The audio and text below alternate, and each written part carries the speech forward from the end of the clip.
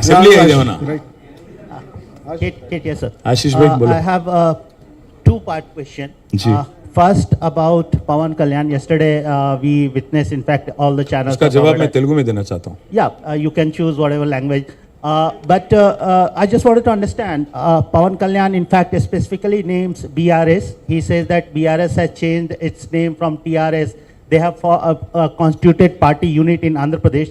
While they have constituted party unit in Andhra Pradesh, now they are opposing Janasena activities in Telangana. Where did we oppose it? Where did we oppose it? That's what Pawan Kalyan says. It has. He didn't say it, by the way. Don't put words in his mouth. No, He didn't say it. He has mentioned BRS. He has not mentioned BRS at all. He did not say it. Let me answer Yes. your question first. Yeah. Let me answer this question first. See, తెలుగులో చెప్తాను, మీకు కూడా కొద్దిగా తెలుగు వస్తుంది కాబట్టి. See, ఈ దేశంలో ఏ నాయకుడైనా ఏ నాయకురాలైనా ఒక పార్టీ పెట్టవచ్చు.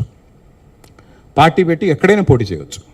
ఏ ప్రాంతంలో అయినా ఏ రాష్ట్రంలో అయినా నిరభ్యంతరంగా పోటీ చేయొచ్చు. ప్రజాస్వామ్య భారతదేశంలో అది అందరికీ ఉన్న హక్కు, రాజ్యాంగం ఇచ్చిన హక్కు, బాబాసాహెబ్ అంబేద్కర్ ఇచ్చిన హక్కు, అందులో ఏం అనుమానం అక్కర్లేదు. కానీ ఏ ప్రాంతంలో అయితే మీరు పోటీ చేయాలనుకుంటున్నారో ఆ ప్రాంత ఆకాంక్షలు, ఆ ప్రాంత పరిస్థితులు, ఆ ప్రాంత ప్రజలు, వారి యొక్క మానసిక స్థితిగతులు, వారి యొక్క పోరాటాలు, వారి యొక్క త్యాగాలు కూడా మీరు తెలుసుకోవాలి. వారి మీద అభిమానం ఉండాలి. నేను అడుగుతా ఉన్న పవన్ కళ్యాణ్ గారిని వల్ల, మీరు కొత్తగా పోటీ చేసేది ఏముందండి? జనసేన 2023లో పోటీ చేయలేదా? మీరు చేశారు కదా అసెంబ్లీ ఎన్నికల్లో. మొన్న మున్సిపల్ ఎన్నికల్లో కూడా పోటీ చేశారు కదా 350 వార్డులో. కొత్తగా చేసేది ఏముంది? అండ్ ఇంకోటి, మిమ్మల్ని ఎవరు ఆపుతున్నారు?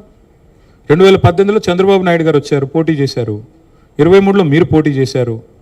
పోటీ చేయండి, ఎవరు వద్దంటున్నారు. కానీ మీరు ఇక్కడికి వచ్చి మాట్లాడేటప్పుడు ఇదేదో ఆషామాషిగా ఏర్పడ్డ రాష్ట్రం కాదు, ఇదేదో అనాయాసంగా వచ్చిన రాష్ట్రం కాదు.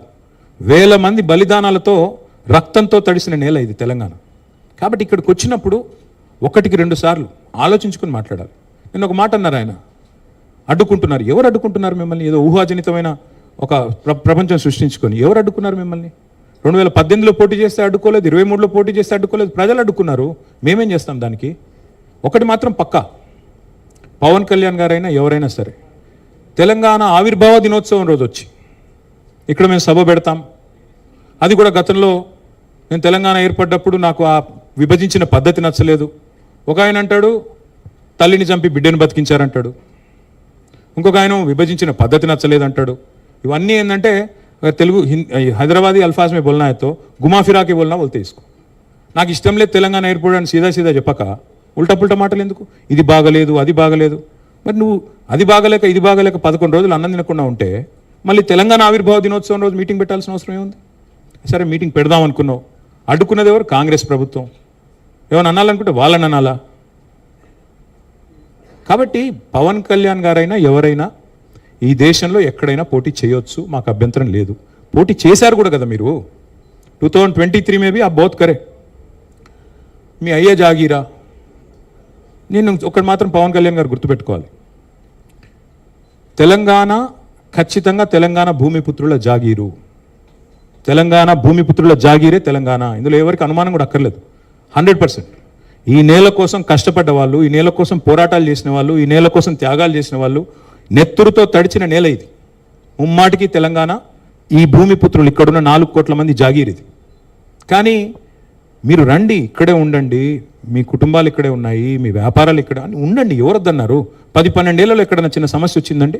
నేను అడుగుతా ఉన్నా, మా దృక్పథం ఎట్లాంటిది అంటే, వైజాగ్ స్టీల్ ప్లాంట్ను ప్రైవేటీకరిస్తున్నారు మోడీ ప్రభుత్వం అంటే మేము మద్దతు పలికాం. తప్పు ఇది మీరు చేస్తుంది, పబ్లిక్ సెక్టర్ అండర్టేకింగ్స్ని కాపాడాలని రిక్వెస్ట్ చేశాం.